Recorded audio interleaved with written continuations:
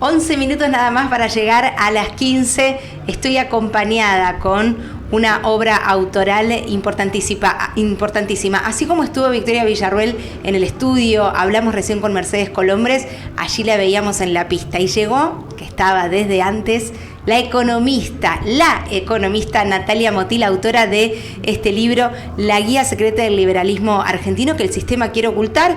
Y les quiero contar que este ejemplar que tengo en mi mano se presentó en el predio ferial, en lo que fue el contexto de la Feria del Libro, acá mismo, y ahora regresa como si fuese su destino en la exposición rural en casa, por supuesto. Hola, Nati, ¿cómo estás? Muy buenas tardes, muchísimas gracias por la presentación del libro y la invitación acá a charlar. Mirá, sos una referente para hablar de economía, de liberalismo, de inflación, de estanflación, de tantas cosas.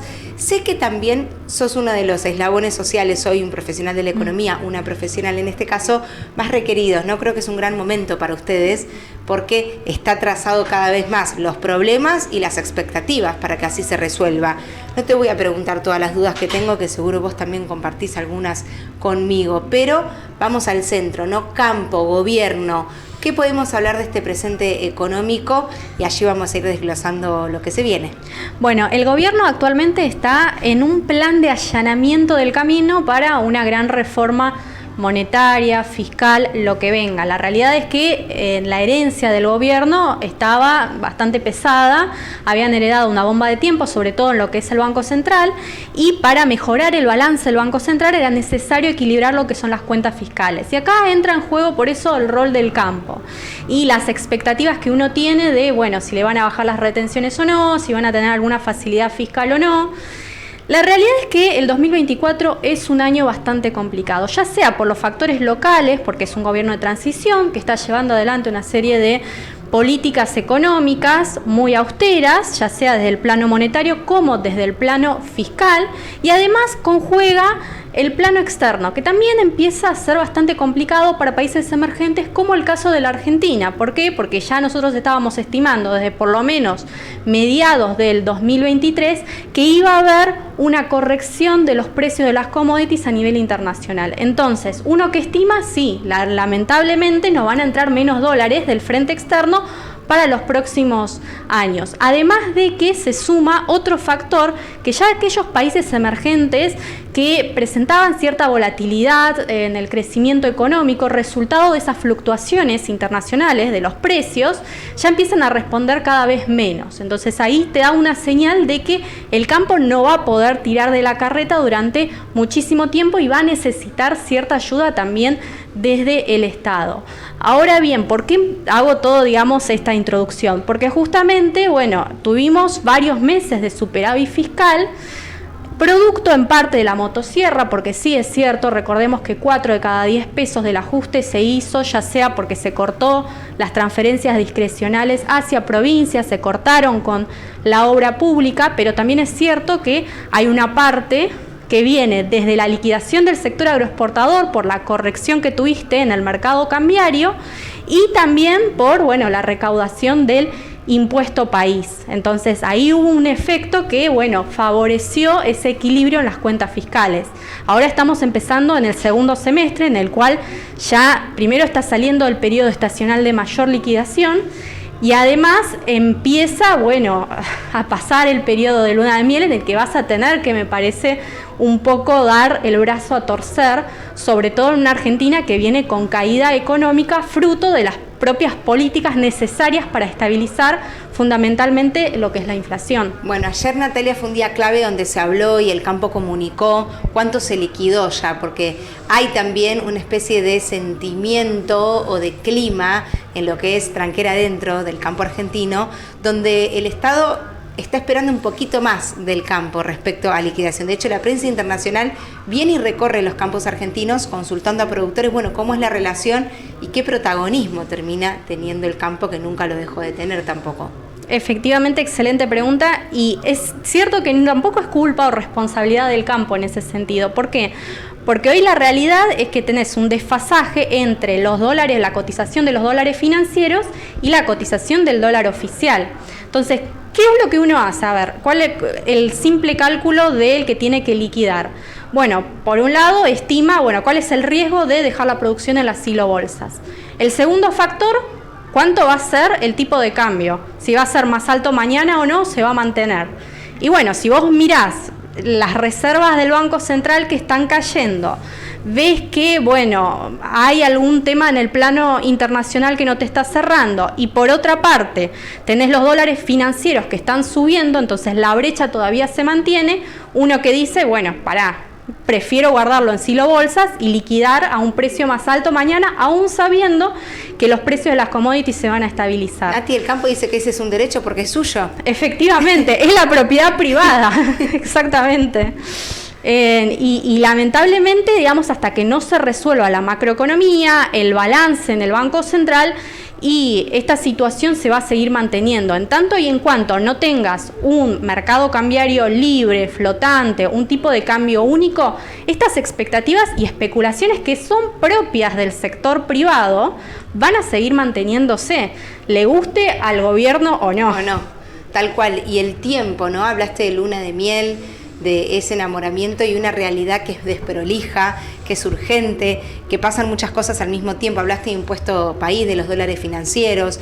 ¿Qué rol ocupa y qué lugar va a establecerse respecto al dólar MEP? ¿Podemos saber algo al respecto? Sí, nosotros podemos estimar cuánto va a ser en el mediano plazo, en la cotización. Uno estimaría que, viendo los pasivos del Banco Central, para hacer un simple cálculo, que de hecho lo explico en mi libro, cómo sacar la cotización, en relación a lo que son las reservas internacionales del Banco Central menos los encajes, estaría alrededor de los 1.600, 1.700 pesos. Eso sí se mantiene la situación ceteris paribus, como nos gusta decir en economía, si todo se mantiene constante en los próximos meses. Ahora bien, si ahora empieza la Argentina a tener que pagarle al Fondo Monetario Internacional, porque se vienen ahora los pagos, si las reservas siguen cayendo, si no logran un acuerdo con el organismo internacional, si no entran dólares frescos, las reservas van a seguir cayendo y la cotización muy probablemente termine escalando aún más. Siempre es, el punto fijo, es ese ratio en el cual los dólares confluyen, en algún momento. Y justamente, como recién lo mostramos, el libro, que es la guía práctica, la guía exactamente secreta sobre el liberalismo argentino que el sistema quiere ocultar. Acá no solo se habla de la economía, porque, por supuesto, Natalia hoy es uno de los ejes sociales más consultados. Yo creo que dicen, ahí está Natalia economista, y todas las miradas se giran porque ya te vaticinan cuánto va a estar el dólar. Hay también una ansiedad en cuanto a nuestra realidad, porque en Argentina y en el Cono Sur la economía socialmente es limitante, es angustiante, y acá hablas de casos de éxitos y de guía práctica. ¿Por qué Taiwán, por ejemplo? Me encantan esos países, los tigres asiáticos, porque tenían una situación paupérrima, inclusive peor que el caso de la Argentina. Había pobreza altísima, tasas de inflación altísima, tenían también problemas con el tipo de cambio, los jóvenes se iban del país, no había posibilidades de encontrar un puesto de trabajo decente, y en pocos años lograron salir de esa situación de decadencia basándose en 3 ejes centrales. Por un lado, baja impositiva. Todos los planes de reforma que llevaron adelante estos países, y fueron los primeros, es bajemos los impuestos. ¿Bajemos los impuestos para qué? Para que se puedan radicar aquellos capitales que nosotros estamos necesitando que entren a nuestro país, que generen puestos de trabajo y eso se convierta en un círculo virtuoso. Entonces, primero bajaron los impuestos. Obviamente que eso vino en consonancia con un ordenamiento macroeconómico de reducir el tamaño del Estado, sacarle la pata del Estado a estos países. Y por otro lado, también tuvieron adelante una reforma educativa. ¿Y por qué hago este énfasis en reforma educativa? Clave, Natalia, claro, sí. Exactamente, porque estamos hablando de, aquellos capitales que necesitan capital humano capacitado. Y hoy estamos hablando mucho de nuevas tecnologías, de inteligencia artificial, Y la realidad es que el 60% de las inversiones en esos sectores son en capital humano. Y hoy en la Argentina estamos encontrando en algunos sectores productivos cuello de botellas. Eso no quiere decir que no tengamos gente capacitada, sí las tenemos, pero si nosotros realmente queremos apoyarnos y tener un rápido crecimiento económico, como lo que apunta el gobierno, necesitamos una reforma educativa. ¿Y cómo hicieron estos países esa reforma educativa? Basándose en lo que necesitaba el sector privado. Es decir, está bien, queremos que se radiquen nuevas tecnologías, tratemos de incentivar lo que es la ingeniería, el software, la educación en ese tipo de sectores. Les enseñaron a los chicos la disciplina. Inclusive en los últimos años de secundaria ya ellos encontraban rápidamente trabajo en las multinacionales. Entonces, hubo un rápido conocimiento que fueron adquiriendo de las habilidades necesarias que fue en consonancia con este tipo de reformas educativas. Y no solo fue el caso de Taiwán, fue el caso de Singapur, inclusive de la misma China, cuando se vinieron a radicar los capitales con esa apertura de mercado en los años 2000. Son países que entendieron que para poder crecer necesitaban capital humano. Y un dato que a mí me gusta mucho mencionar era que en la década de los 90 los países latinoamericanos eran los países con el PBI per cápita, de la riqueza por habitante más alta de la región del mundo, más alta que la de estos países. Sin embargo, a partir de la década de los 90, los países de los tigres asiáticos tuvieron una performance 2-3 veces mucho mejor que la de estos países. ¿Por qué? Porque si nosotros mirábamos los resultados PISA, bueno, estos países asiáticos liberaban las pruebas en lengua, en matemática. En cambio, los países latinoamericanos casi no participaban y cuando participaban estaban al final en la tabla. Inclusive los años de escolaridad. En la región latinoamericana, el caso de la Argentina, tenemos buenos años de escolaridad. Terminamos la secundaria, la universidad, en tiempo y forma. En cambio, ¿qué es lo que pasa? Lo que nosotros adquirimos en habilidades cognitivas en cada año de educación es menor que la de estos países asiáticos. Entonces hay que mejorar la calidad educativa en algún sentido, porque si no, no vamos a quedar y vamos a encontrar un techo en la recuperación económica. Bueno, respecto a todo lo que nos permitís conocer y también viajar de esta manera, ¿no? Yo creo que el gobierno actual y mucha gente tiene esta referencia del sueño americano, de Estados Unidos como un ejemplo, pero es llamativo y está acá en el libro cómo viajás, y lo he leído y lo hemos ya difundido, investigado, ahondado para saber por qué, porque no es el lugar que el mundo mira estos países que estás mencionando. No, efectivamente, creo que hubo un retroceso de algunos países que fueron potencia en algún momento, como el caso de Estados Unidos, que encontraron un rápido crecimiento, bienestar y se volcaron hacia políticas más proteccionistas.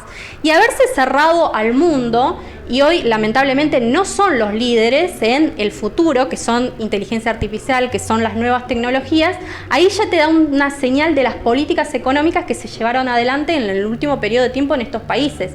Hoy la realidad es que, es cierto, la Argentina tiene tasas de inflación, digamos, altísima y el gobierno está aplicando las reformas para poder converger al resto del mundo, pero la realidad es que en el 2023, en el 2022, estos países como Estados Unidos, países europeos, se estaban agarrando de la cabeza porque tenían inflaciones más altas que la que habían visto en los últimos años. Bueno, para la eurozona fue catastrófico. No se compara con Argentina, es una panacea lo de ellos, pero bueno, es una relación que tenemos nosotros acá casi muy distinta en relación a lo que pasa. Fue muy difícil para Europa también. Efectivamente, y además, otro dato para tener en cuenta, uno hablando con los inversores, Europa ya no se ha convertido en la panacea.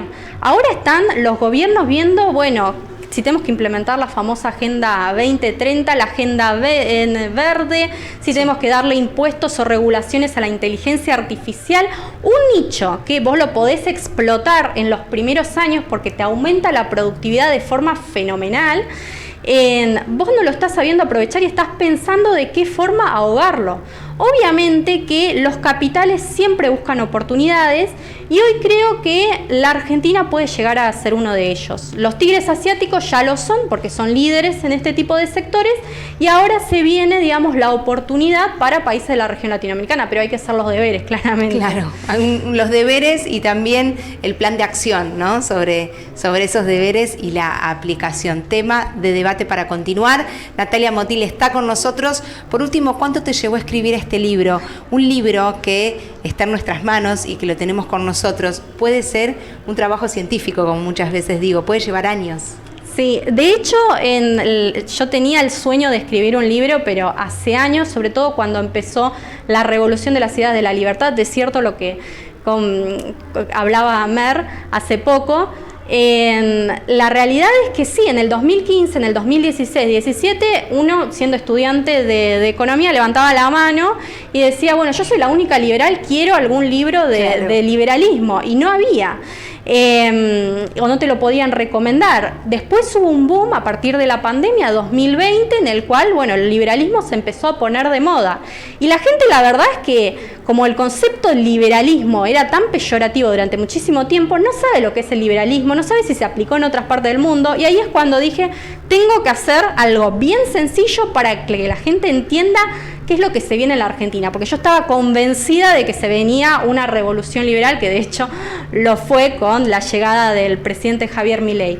Y bueno, y el libro tiene varias partes, tiene 3 partes fundamentalmente. El primero es una guía básica para entender la economía, con herramientas muy sencillas de comprensión para entender los fenómenos económicos actuales desde una perspectiva liberal. Después nos metemos con temas quizás que exceden a la economía, como el caso de la desigualdad o la corrupción, la delincuencia, bueno, está en esa parte del libro. Y después la última parte son los casos de éxitos, que me centro en Liechtenstein, que es uno de los países que más me gustan, Taiwán y en Singapur, que son, bueno, emblemas de Asia. Natalia Motil, gracias. ¿Estás escribiendo el próximo? Porque me parece que es adictivo el camino literario, ¿o no? Efectivamente. Me dicen bruja en Chacra Televisión. Sí, ya estamos pensando en el próximo, que se va a basar más en casos de éxito. Muy bien, claro que sí, camino de ida, la literatura, la comunicación y la transmisión en vivo y en directo desde Chacra Televisión. Muchísimas gracias. Gracias a vos, un placer. Ya venimos, seguimos por supuesto con vos.